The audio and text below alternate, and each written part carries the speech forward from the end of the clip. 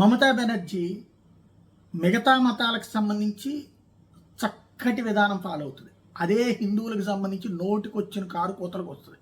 కుంభమేళా గురించి అక్కడ జరిగినటువంటి ఇన్సిడెంట్స్ని బేస్ చేసుకుని దారుణమైనటువంటి కామెంట్లు చేసుకొచ్చింది. ఏదైతే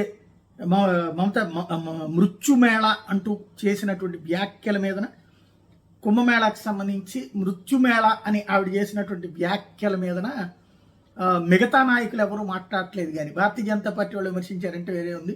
కానీ భారతీయ జనతా పార్టీతో మిత్రపక్షమైనటువంటి తెలుగుదేశం స్పందించలేదు, అక్కడ జేడీయూ స్పందించలేదు, వీళ్ళెవరూ స్పందించలేదు. బట్ బాధ్యతాయుతంగా పవన్ కళ్యాణ్ మాత్రం స్పందించారు, చక్కటి మాట మాట్లాడారు.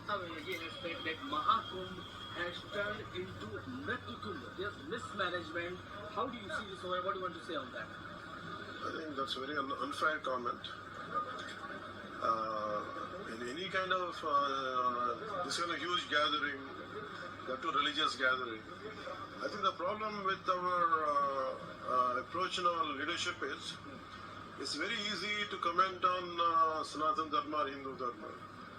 They don't do the same level of this kind of criticism for any other religion, and this kind of approach always we have an issue, and they don't realize that they're hurting the sentiments of crores of people. And it is not like mismanaged. ఇది డైరెక్ట్గా మమతకి shock ఇచ్చారు. ఇట్లాంటి సంఘటనలు జరుగుతుంటే పెద్ద ఎత్తున జనం వచ్చినప్పుడు దాంట్లో ఇట్లా మాట్లాడడం కరెక్ట్ కాదు, సనాతన ధర్మానికి సంబంధించిన ఇట్లాగ ఎందుకు కామెంట్ చేస్తారంటూ నిలదీశారు.